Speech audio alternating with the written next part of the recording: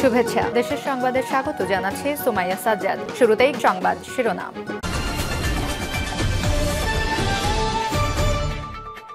জানিয়ে দিব সর্বশেষ আপডেট বাংলা সংবাদ। শুরুতেই থাকবে শিরোনাম।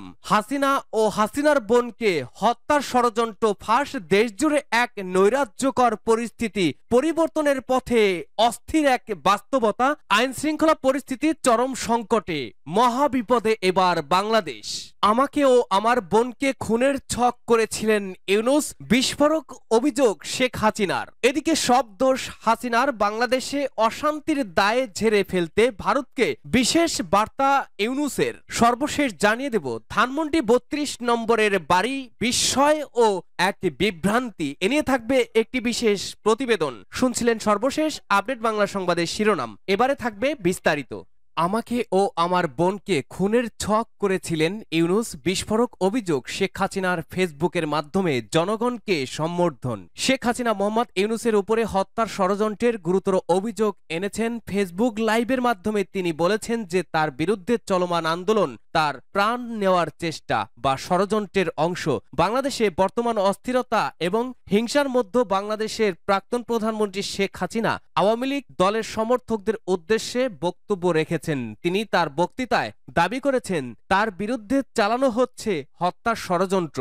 এই ষড়যন্ত্রের অংশ হিসাবে ইউনূসের দিকে অভিযোগ করেছেন তিনি। নিজের বাসভবনে হামলার বিষয়ে তিনি প্রশ্ন তুলেন, কেন আমার বাড়িতে আগুন লাগানো হয়েছে?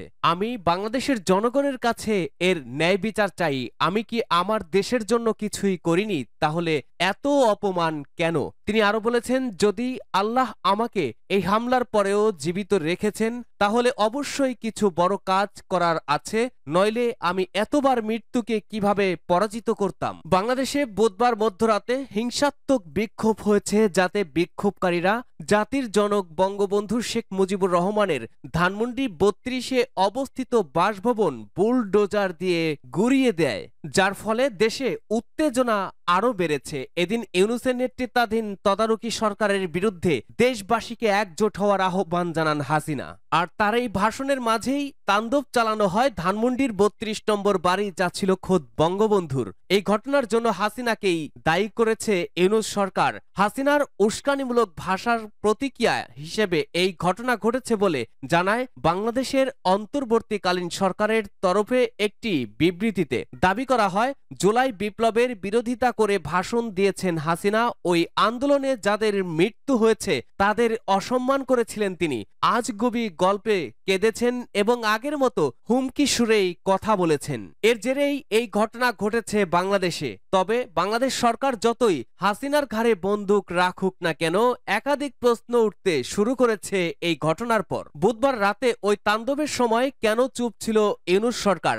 আইন শৃঙ্খলা রক্ষায় ফেল হয়ে এখন তৎপর হয়ে উঠছে ইউনূস সরকার, প্রশ্ন তুলছে ওয়াকিবহাল মহল। ধানমন্ডির ৩২ নম্বরের বাড়ি বিস্ময় ও বিভ্রান্তি। দীর্ঘ ১৫ বছর যেসব গৃহপালিত বুদ্ধিজীবী, সাংবাদিক, কলামিস্ট তাদের সত্য মিথ্যা লেখায় শাসক গোষ্ঠীর মনোরঞ্জন করে নানা ধরনের সুযোগ সুবিধা লাভ করেছেন, অযোগ্যতা সত্ত্বেও উচ্চতর পদ দখল করেছেন, বিভিন্ন পুরস্কার ও অনুদান লাভ করেছেন এবং সরকারের অনুগ্রহে গাড়ি বাড়ি, প্লাট সহ বিপুল অর্থ সম্পদের মালিক হয়েছেন, তারা হঠাৎ করেই উধাও। যেসব শাবক, লেখক, কবি, বঙ্গবন্ধু ও তার পরিবারের সব সদস্যের কীর্তিগাথা রচনায় দিস্তা দিস্তা কাগজ অপচয় করেছেন, তারা ইতিহাসের এই ক্লান্তি লগ্নে যখন ইতিহাসের অবিস্মরণীয় সাক্ষী ধানমন্ডির ৩২ নম্বর ভবনটি ধ্বংস করা হচ্ছে, তখন মুখে কুলুপ এঁটে বসে আছেন। ১৯৭৫ সালে বঙ্গবন্ধুকে হত্যার পরও আমরা এই একই পরিস্থিতি লক্ষ্য করি। আওয়ামী লীগের বাঘা বাঘা নেতা তখন গর্তে ঢুকে পড়েন।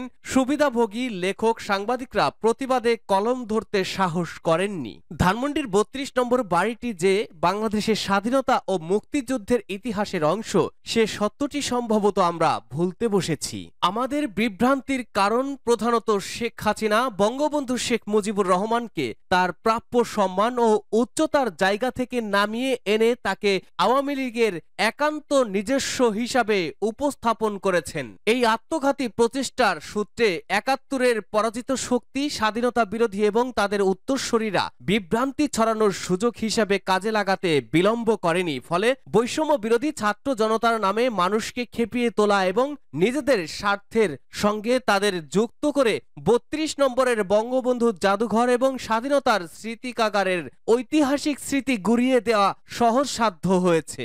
তবে একই সঙ্গে এই ঘটনা আদতেই কোনো মবের দ্বারা সংগঠিত কিনা এবং এটি কোনো সুপরিকল্পিত ষড়যন্ত্রের অংশ কিনা তাও ভেবে দেখা দরকার। দেশে এখন অন্তর্বর্তীকালীন এবং অনির্বাচিত সরকার হলেও আইনশৃঙ্খলা রক্ষা, রাজস্ব আদায়, স্বাস্থ্য সেবা প্রদান ও অর্থনৈতিক কার্যক্রম পরিচালনার মতো গুরুত্বপূর্ণ রুটিন ওয়ার্ক চালিয়ে যাওয়ার মতো একটি কর্মক্ষম সরকার রয়েছে। এই সরকার ক্ষমতা গ্রহণের আগেই বর্তমান সরকারের প্রধান উপদেষ্টা এক প্রশ্নের উত্তরে বলেছিলেন, ৩২ নম্বর জ্বালিয়ে দেওয়া কিংবা শেখ মুজিবের ভাস্কর্য ধ্বংস করা শেখ হাসিনার কৃতকর্মের ফল। তর্কের খাতিরে মেনে নেওয়া যায় সে সময় বিক্ষুব্ধ ছাত্র জনতাকে নিয়ন্ত্রণের মতো কোনো কার্যকর সরকারের অস্তিত্ব ছিল না। কিন্তু আমরা বিস্ময়ের সঙ্গে আরও একটি লক্ষ্য করছি, বর্তমান সরকার থাকলেও আইন শৃঙ্খলা রক্ষায় তাদের বাহিনীগুলি কোনো ভূমিকা নেই। যদি থেকেই থাকে তাহলে একটি বাড়ি, সেই বাড়িটি মুক্তিযোদ্ধার হোক কিংবা রাজাকারের হোক অথবা সাধারণ কোনো মানুষের হোক, পূর্ব ঘোষণা দিয়ে তা ধ্বংসস্তূপে পরিণত করার সময় সরকারের আইন শৃঙ্খলা রক্ষাকারী বাহিনী কি নীরব দর্শকের ভূমিকা পালন করবে? আমাদের সেনাবাহিনীর প্রধান ৬ মাস আগে তার প্রারম্ভিক ভাষণে জনগণের জানমাল রক্ষার প্রতিশ্রুতি দিয়েছিলেন। ধ্বংসাত্মক টানা তৎপরতা দেখে বাধ্য হয়ে বলতে হয় তিনি তার প্রতিশ্রুতি রক্ষায় ব্যর্থ হয়েছেন। ধানমন্ডির ৩২ নম্বরে শেখ মুজিবুর রহমানের বাসভবন সহ দেশের বিভিন্ন স্থানে আওয়ামী লীগ সংশ্লিষ্ট ব্যক্তিদের বাড়ি, শেখ মুজিবের মুরাল এবং মুজিব পরিবারের সদস্যদের নাম সম্বলিত ফলক ভাঙচুরের ঘটনায় রাজনৈতিক দলগুলোর মধ্যে মিশ্র প্রতিক্রিয়া দেখা গেছে। এ ধরনের ঘটনা উস্কে দেওয়ার জন্য আওয়ামী লীগ ও শেখ হাসিনাকে দায়ী করছে প্রায় সব দলই। আর পরিস্থিতি নিয়ন্ত্রণে সরকারের ব্যর্থতা ও আইন শৃঙ্খলা রক্ষাকারী বাহিনীর নিষ্ক্রিয়তাকেও দায়ী করেছেন কেউ কেউ। যেভাবে ঘটনার শুরু, অভ্যুত্থানের ৬ মাস উপলক্ষে ছাত্র সমাজের উদ্দেশ্যে ক্ষমতাচ্যুত সাবেক প্রধানমন্ত্রী শেখ হাসিনার ভাষণ দেওয়ার কথা জানায় নিষিদ্ধ ঘোষিত সংগঠন বাংলাদেশ ছাত্রলীগ। এর পরপরই এ নিয়ে দেখা যায় তীব্র প্রতিক্রিয়া। শেখ হাসিনা ভাষণ দিলে ৩২ নম্বরে শেখ মুজিবের বাড়ি গুড়িয়ে দেওয়া হবে বলে হুমকি দেওয়া হয় সামাজিক মাধ্যম ফেসবুকের নানা পেজ থেকে। তবে ভাষণের আগেই সেখানে ভাঙচুর শুরু হয়ে যায় এবং আগুন ধরিয়ে দেওয়া হয়। পরে রাজধানীর ধানমন্ডিতে শেখ হাসিনার বাড়ি, সদাসদন সহ দেশের বিভিন্ন স্থানে আওয়ামী লীগের নেতাদের বাড়িতে হামলা, অগ্নিসংযোগ ও লুটপাটের ঘটনা ঘটে।